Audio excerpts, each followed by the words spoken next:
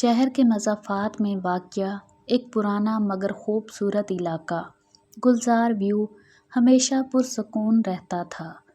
وہاں ہر گھر کے لان میں گلاب اور چنبیلی کے پھول کھلتے تھے، مگر اس رات اس خاموش علاقے کی فضا کو ایک چیخ نے چیر کر رکھ دیا۔ کوئی مدد کرو! پڑوسی دوڑے۔ پولیس پہنچی اور دروازہ توڑنے پر جو منظر سامنے آیا وہ کسی بھی خوفناک خواب سے کم نہ تھا۔ بیٹھک کے فرش پر ڈاکٹر سمیہ قریشی کی لاش پڑی تھی، ایک مشہور نیورولوجسٹ، عمر تقریباً 35 سال، ذہین، پرکشش اور اکیلی۔ گلے پر زخم، ہاتھوں میں خون کے نشان اور فرش پر بکھرے ہوئے میڈیکل پیپرز۔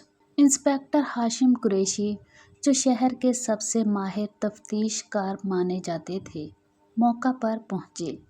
انہوں نے کمرے میں چاروں طرف نگاہ دوڑائی۔ کمرے میں 3 چیزیں خاص تھیں: میز پر ایک ٹوٹا ہوا کافی کا مگ، دیوار پر خون سے لکھا ایک لفظ رحیم، اور زمین پر پڑی ایک ہیرے کی بالی۔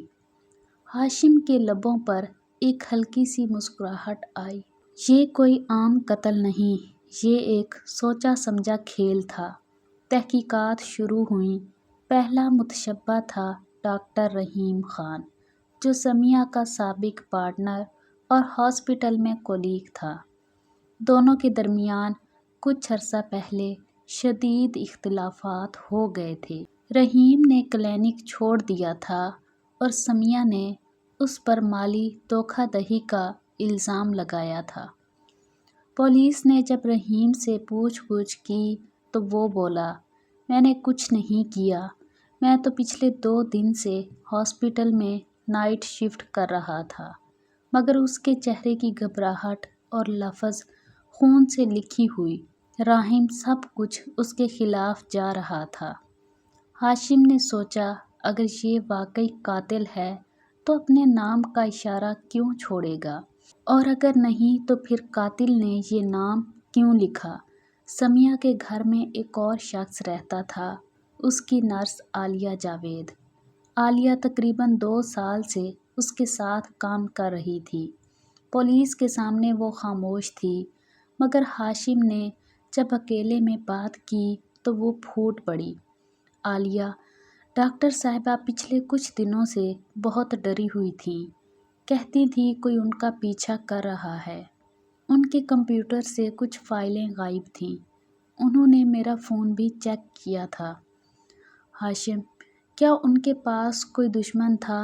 عالیہ، بس ایک ہی شخص جس کا ذکر اکثر کرتی تھیں، رحیم صاحب، مگر کہتی تھیں اصل دشمن وہ نہیں، کوئی اور ہے جو ان دونوں کو لڑوانا چاہتا ہے۔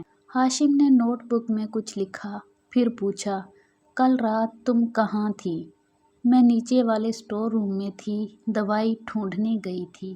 واپس آئی تو دروازہ بند تھا اور پھر وہ چیخ سنائی دی۔ ہاشم کے ذہن میں کچھ کھٹکا۔ دروازہ بند تھا اندر سے؟ جی، جیسے کسی نے اندر سے لاک کر دیا ہو۔ سمیہ کے گھر کی تلاشی کے دوران پولیس کو ایک لیپ ٹاپ ملا، پاس ورڈ سے محفوظ، مگر اس کے ساتھ ایک چھوٹی ہارڈ ڈرائیو بھی تھی، لیکن وہ خالی تھی۔ ہاشم نے فورینسک ٹیم سے کہا، یہ خالی نہیں، کسی نے ڈیٹا ڈیلیٹ کیا ہے، بحال کرو۔ 2 دن بعد رپورٹ آئی۔ ہارڈ ڈرائیو میں پیشنٹ ایکس نامی فولڈر تھا، اس میں صرف ایک ویڈیو بچی تھی۔ ویڈیو میں سمیہ ایک مریض کا انٹرویو لے رہی تھی۔ سمیہ، آپ کو کب سے یادداشت کے مسائل شروع ہوئے؟ مریض، تقریباً 3 ماہ سے، مجھے لگتا ہے کوئی میری زندگی کنٹرول کر رہا ہے۔ سمیہ، کیا آپ ان کا نام بتائیں گے؟ مریض گھبرا کر، نہیں، میں وہ نہیں جو آپ سمجھتی ہیں، میں وہ ہوں جسے آپ نے پیدا کیا ہے۔ پھر ویڈیو بند ہو گئی۔ ہاشم کے رونگٹے کھڑے ہو گئے۔ پیدا کیا ہے، یہ جملہ کچھ نیا تھا۔ مزید تحقیقات سے پتہ چلا کہ سمیہ پچھلے 6 ماہ سے ایک نیورولوجیکل پروجیکٹ پر کام کر رہی تھی۔ ایک ایسا سافٹ ویئر جو انسانی ذہن کے نیورون پیٹرن کو کمپیوٹر میں ریکارڈ کر کے انسانی یادداشت کی نقول بنا سکتا تھا، یعنی ایک انسان کی ذہنی شناخت ڈیجیٹل فارم میں محفوظ کی جا سکتی تھی۔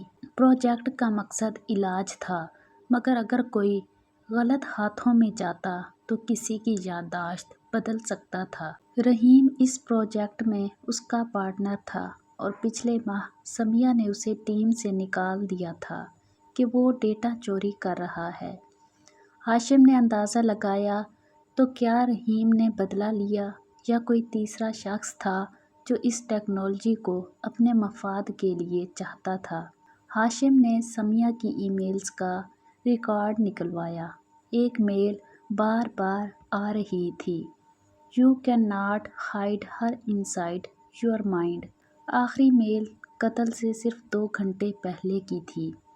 ہاشم نے سوچا، "ہر انسائڈ یور مائنڈ"، کیا کوئی ڈیجیٹل کاپی کانشیسنیس کسی کے اندر منتقل کی گئی تھی؟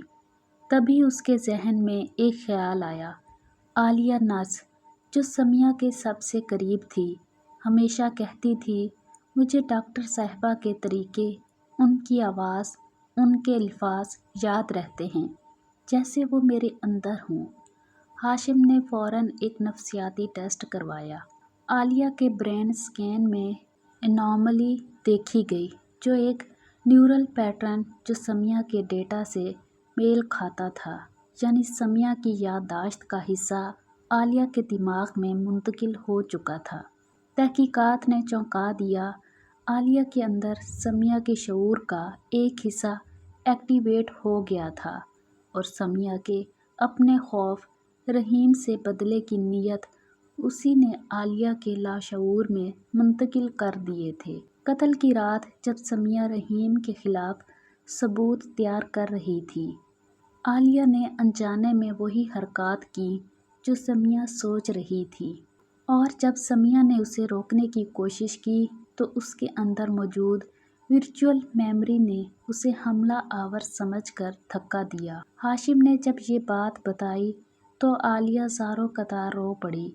"میں نے نہیں مارا اسے، میں تو سمجھ ہی نہیں سکی کہ میں کر کیا رہی ہوں، مجھے بس اس کی چیخ یاد ہے، پھر اندھیرا"۔ فورینسک شواہد نے بھی یہی بتایا۔ قاتل وہی تھی جو خود نہیں جانتی تھی کہ وہ قاتل ہے۔ عدالت نے عالیہ کو دماغی حالت کے پیش نظر ہاسپٹل منتقل کر دیا۔ پروجیکٹ پیشنٹ ایکس کو بند کر دیا گیا اور حکومت نے اس تحقیق پر پابندی لگا دی۔ ہاشم نے اپنی رپورٹ میں لکھا، "یہ کوئی عام قتل نہیں تھا، یہ سائنس اور انسانیت کے درمیان لکیر تھی"۔ جب یادیں انسان کے قابو سے نکل جائیں تو جرم بھی خود بخود ہو جاتا ہے۔ پولیس فائل بند ہوئی، لیکن ہاشم کے دل میں ایک سوال ہمیشہ باقی رہا۔ اگر عالیہ کے دماغ میں سمیہ کا شعور موجود ہے تو کیا کہیں وہ اب بھی زندہ ہے؟ رات کو جب ہاشم گھر پہنچا تو فون بجا۔ نمبر چھپا ہوا تھا۔ دوسری طرف ایک مانوس آواز تھی، "انسپکٹر ہاشم، آپ کو لگتا ہے کہ کیس ختم ہو گیا، میں ابھی زندہ ہوں اور آپ کے قریب"۔ کال بند ہو گئی۔ ہاشم کے ہاتھ سے فون چھوٹ گیا اور دیوار پر سایہ لہرا گیا، بالکل ویسا ہی سایہ جیسا سمیہ کے گھر کی ویڈیو میں نظر آیا تھا۔